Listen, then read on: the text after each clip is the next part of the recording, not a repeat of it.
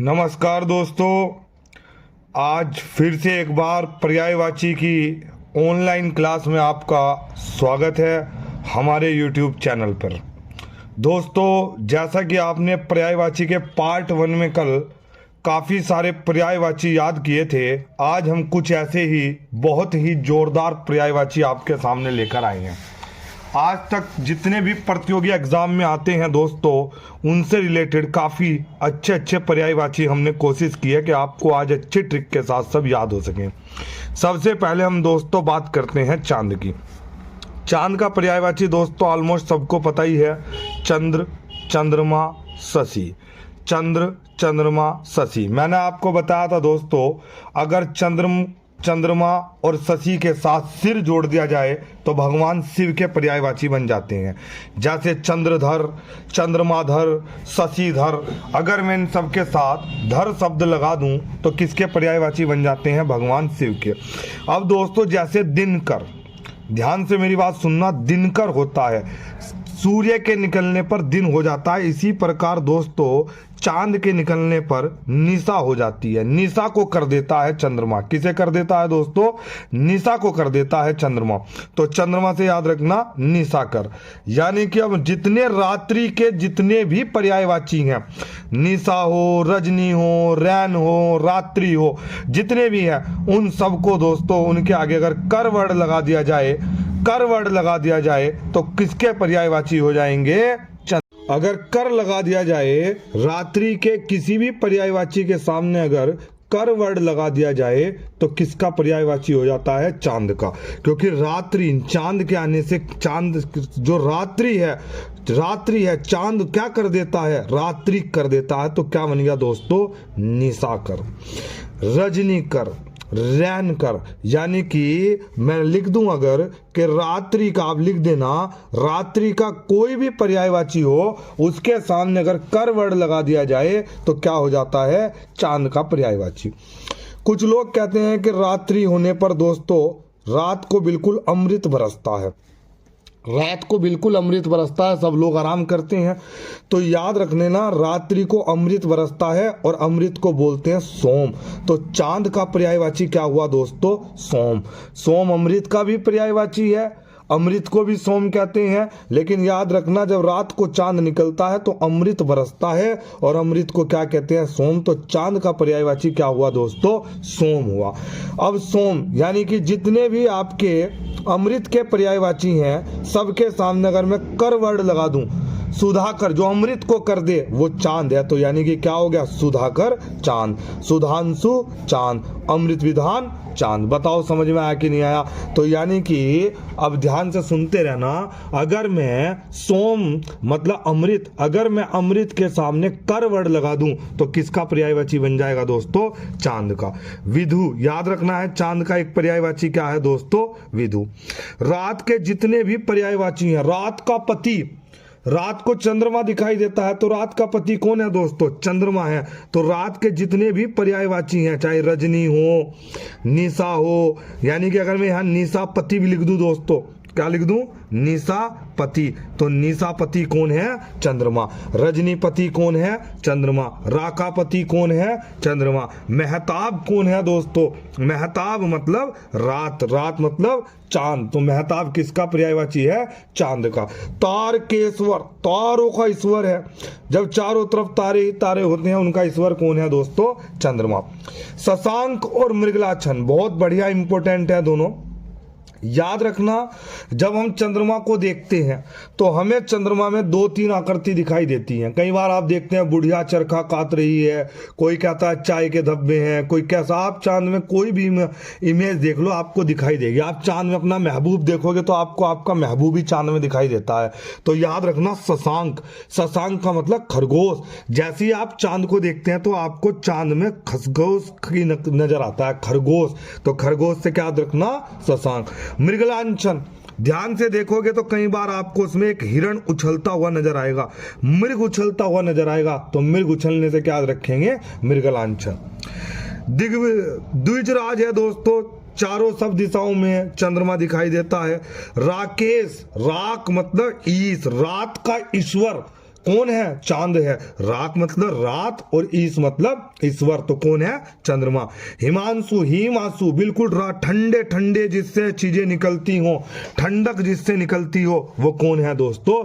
चांद।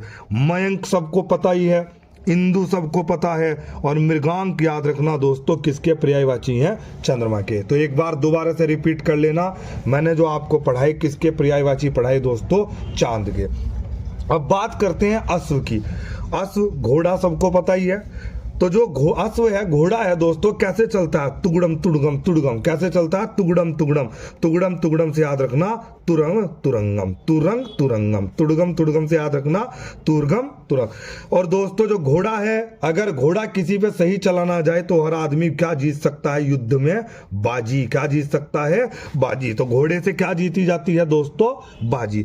और घोड़ा क्या करता है? हाय हाय करता है। जब हम घोड़े पे चलते हैं तो घोड़ा भी हाँफने लगता है, हाय हाय करने लगता है। घोटक याद रहेगा, घोटक संस्कृत वर्ड है दोस्तों, घोड़े को घोटक कहा जाता है। सैंधव बहुत ही बढ़िया है, सैंधव। सैंधव इसलिए कहा दोस्तों घोड़े को क्योंकि सिंधु सभ्यता में घोड़े के अवशेष मिले। सिंधु सभ्यता में किसके अवशेष मिले? घोड़े के अवशेष मिले, इसलिए दोस्तों इसे क्या कह दिया गया? सैंधव कह दिया गया। क्या कह दिया गया? सैंधव। तो आज की क्लास में दोस्तों आपने चांद के पर्यायवाची रटे, दूसरा आपने दोस्तों अश्व के पर्यायवाची रटे, तीसरा है दोस्तों गाय। गाय धेनु सबको पता है, धेनु। सुरभि, गो, दोग्धी जो दुग्ध देती है, भद्रा, गोरी, गैया, गऊ, पयस्विनी। मोस्ट इंपोर्टेंट है पयस्विनी। पय मतलब जो पेय पदार्थ दे, याद रखना। और पेय पदार्थ में दोस्तों हमें सबसे ज्यादा पसंद होता है पीना दूध, और दूध किसके साथ जुड़ा हुआ है? गाय के साथ। दूध किसके साथ जुड़ा हुआ है? गाय के साथ। हिरण याद रखना दोस्तों, हिरण। हरिण, हरिण मतलब, हरि का मतलब दोस्तों भगवान विष्णु।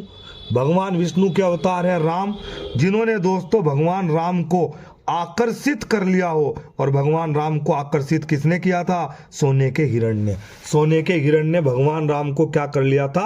आकर्षित कर लिया था, इसलिए इसका नाम बन गया हरिण। वैसे मैं आपको बताऊं दोस्तों, हिरण कोई वर्ड नहीं होता, वर्ड हरिण ही होता है। आप इसको चेक भी कर सकते हैं, वो बात अलग है कि प्रचलन में हिरण है। मृग कहते हैं हिरण को, सबको पता है। कुरंग याद रखना, जो हिरण सोने का था वो कुरंग था, उसका असली रंग नहीं था, वो उसका बेकार रंग था, वो कुरंग था। सारंग था वो, सारंग चारों तरफ से बहुत अच्छा रंग था, चमड़ी चमकदार था वो। और कृष्णसार दोस्तों, कृष्णसार से याद रखना भगवान राम के जो अवतार कह लो या भगवान राम की तरह कृष्ण थे, उनका सार हिरण, हरिण को कहा गया है। तो बात समझ में आई मेरे भाई? इसमें से एक एक पर्यायवाची साथ में पढ़ते रहो, एक एक पर्यायवाची को मजेदार तरीके से इसी तरह पढ़ते रहो। इसके अलावा पर्यायवाची की कोई भी शॉर्ट ट्रिक नहीं है जो आपको चंद मिनटों में सारे पर्यायवाची घोट कर पिला दे। उसके बाद बात करते हैं दोस्तों शेर की। शेर से याद रखना सिंह। सर ये तो याद ही है, बचपन से पढ़ते आ रहे हैं हम सिंह के बारे में, तो कोई दिक्कत ही नहीं है। अब सिंह के बारे में जब हम बचपन से पढ़ते आ रहे हैं तो काफ़ी और भी ट्रिक मैं आपको बीच बीच में सारी दिखाऊंगा दोस्तों। शेर, सिंह, मृगराज याद रखना, जो हिरण है उनका राजा, जंगल में हिरण रहते हैं और शेर और हिरण की ही लड़ाई आप देखते हैं जब भी होती है, हिरण और शेर का जिक्र आता है। तो मृगराज या मृगेंद्र याद रखना, मृगराज या मृगेंद्र किसे कहा गया है? शेर को कहा गया है। जो मृग हैं, हिरण हैं, उनका राजा कौन है? सिरंग। कौन है? शेर है। सुरांगराज इसीलिए कहा गया दोस्तों इसे सुरांगराज क्योंकि ये हिरण से संबंधित। केहरी, अगर दोस्तों केहरी से याद रखो, कहर, जंगल में किसका कहर है दोस्तों? शेर का कहर है। किसका कहर है? शेर का। भगवान हरि का के भी इसको रिलेट करते हैं। हरि जो है वो शेर का ही पर्यायवाची है। वनराज, वन में जंगल में किसका राज है? शेर का राज है। और शेर को दोस्तों पंचानन भी कहा गया है। पंचानन का मतलब होता है जिसके खूंखार 5 नाखून हो। यहाँ इसका वर्ड ये लिया है, 5 खूंखार नाखून के कारण इसका नाम क्या रखा गया है दोस्तों? पंचानन। बताओ दोस्तों समझ में आया कि नहीं आया? तो आज की क्लास में हमने अभी तक दोस्तों चांद को पढ़ा, अश्व को पढ़ा, गाय को पढ़ा, हिरण को पढ़ा, शेर को पढ़ा। अब नेक्स्ट ट्रिप की तरफ चलते हैं दोस्तों। अब देखिए दोस्तों, अब बात करते हैं दोस्तों नेक्स्ट राम। भगवान राम के बारे में। भगवान राम के बारे में सब जानते हैं, रघुपति, रघुपति राघव राजा राम। रघु, जहां रघु शब्द लगा जाए तो समझ जाना राम का पर्यायवाची है। दशरथ नंदन, भगवान दशरथ जो हैं उनके पुत्र हैं राम, तो दशरथ के नंदन है। रघुवंश, फिर रघु आ गया, रघुवंश मणि। सिया, सिया के जितने सीता के पर्यायवाची अगर उनके सामने प्रिय लगा दें हम तो क्या बन जाएगा? राम, क्योंकि सीता के प्रिय कौन है? राम। सीतापति कौन है? राम। सीता देखो, राम प्रिया। अब जितने हमने राम के पर्यायवाची हैं उनके सामने अगर मैं प्रिया वर्ड लगा दूं तो किसका पर्यायवाची आ जाएगा? सीता का। मैंने लिखा राघव प्रिया, राघव प्रिया। तो राम के जितने पर्यायवाची हैं अगर मैं उनके आगे प्रिया लगा दूं तो सीता बन जाएगा, और सीता के जितने पर्यायवाची हैं उनके आगे प्रिया लगा दूं तो राम बन जाएगा। जानकी, वैदेही, जनक नंदनी, जनक की लड़की है जनक नंदनी। भूमिजा, मोस्ट इंपोर्टेंट, जमीन से निकली थी दोस्तों सीता जी। आप सबको कहानियां सुनी होंगी आपने कि सीता माता जो है वो जमीन से निकली थी, भूमि से निकली थी, और भूमि जा यानी कि जिसका जन्म भूमि से हुआ हो। तो याद रखना, भूमि के जितने पर्यायवाची आप पढ़ेंगे, भूमि के पर्यायवाची धरा है, जैसे धरा, भूमि के पर्यायवाची में अगर जा लग जाए, क्या लग जाए? जा लग जाए, तो किसके पर्यायवाची आ जाएगा? सीता का। धरा जा, समझ में आई बात? तो यानी कि भूमि के जितने पर्यायवाची हैं अगर उनके सामने जा वर्ड लगा दिया जाए तो किसके पर्यायवाची आ जाएंगे? सीता के। कृष्ण, मुरलीधर, सबको पता। गिरिधर, जिसने गिरी को धारण कर लिया कन्नी उंगली पर। कन्हैया, बनवारी, श्याम, नंद नंदन, नंद के यहाँ हुए। बंसी को धर लिया, बंसीधर। माधव, गोपियों के नाथ, गोपियां इनकी विरह में रोती थी, गोपियों के नाम थे। कंस, आरी, मैंने कल भी आपको बताया था, आरी और रिपु। रिपु किसके लिए लगता है? दुश्मन के लिए। आरी किसके लिए लगता है? दुश्मन के लिए। जो कंस के दुश्मन है वो कौन है? कृष्ण। जो कंस के रिपु हैं वो कौन है? कृष्ण। इसी तरह अगर रावण आरी या रावण रिपु आ जाए तो कौन होगा? कौन होगा? राम। मधुसूदन, मधुआरी, मधु जो राक्षस है उसे भगवान विष्णु ने मारा था, तो मधुसूदन कृष्ण के ही हैं, मधु राक्षस को जिन्होंने मार दिया। मधुआरी, मधु राक्षस, सर हमने विष्णु जी का पढ़ा था। मधुआरी विष्णु जी में भी आता है और कृष्ण में भी आता है, दोनों में आता है। द्वारिकाधीश, रण छोड़, जहां कृष्ण भगवान जिस रण में लड़े हैं दोस्तों, लोगों ने वो रण छोड़ दिया। जिस रण में कृष्ण भगवान लड़े लोगों ने उस रण को छोड़ के भाग गए, तो इन्हें क्या कहा गया? रण छोड़। दामोदर, दामोदर विष्णु भगवान का भी पढ़ा था मैंने, कल बताया था, जिसके सबसे ज्यादा दाम हो, और दामोदर दोस्तों कृष्ण भगवान। राधा, जितने कृष्ण भगवान के पढ़े हैं, जितने भी आपने कृष्ण भगवान के पढ़े हैं दोस्तों, सबके सामने अगर मैं प्रिया वर्ड लगा दूं तो किसके आ जाएंगे? राधा के। मधुसूदन प्रिया, मुरलीधर प्रिया, गिरिधर प्रिया, कन्हैया प्रिया। अब इतना लिखने की हमें जरूरत नहीं है, हमें इसे दोस्तों टेक्निकल तरीके से पढ़ना है। तो कृष्ण प्रिया। वृक्ष, भानुजा राधा जी को कहा गया है। ब्रिज की रानी राधिका को राधा जी को कहा गया है। राधिका राधा को कहा गया है। बात समझ में आई दोस्तों? अगर दोस्तों आपको बहुत अच्छे से समझ में आ रहा हो तो इस चैनल को जितना भी आप प्रचार प्रसार कर सकते हैं जरूर करना, और कमेंट सेक्शन में जरूर बताना कैसी रही क्लास, याद से, ताकि आपके कमेंट देख के हमें थोड़ा सा मनोबल मिल सके। कर्ण दोस्तों सूर्य पुत्र है, सबको पता, कुंती पुत्र सूर्य पुत्र कर्ण को कहा गया है। सूत पुत्र, सूत का मतलब दोस्तों यहाँ होता है जो ड्राइवर होता है। सूत का मतलब यहाँ पर जो बताया गया है, जो कर्ण है इनका लालन पालन जो रथ चालक है उसने किया था, तो रथ चलाने वाले ने इनका लालन पालन किया, इसलिए इन्हें सूत पुत्र कहा गया। सूत पुत्र, क्या कहा गया? सूत पुत्र। राधे, मोस्ट इंपोर्टेंट दोस्तों, Radhe most important. Most important इसलिए क्योंकि कंफ्यूज कर देता है। राधे से आपको ऐसा लगता है कि सर ये तो राधा का पर्यायवाची है, दोस्तों वो राधे होता है। क्या होता है? राधे भैया। और ये है ये याद रखना, जहां ये वर्ड लग जाए वो कर्ण का पर्यायवाची है। सर कैसे है? राधे में आपको बता दूं दोस्तों, जो कर्ण था उनका जन्म कुंती से हुआ था, लेकिन कर्ण का जो लालन पालन है जो इनकी दूसरी माँ है उसने किया, जिसका नाम क्या था?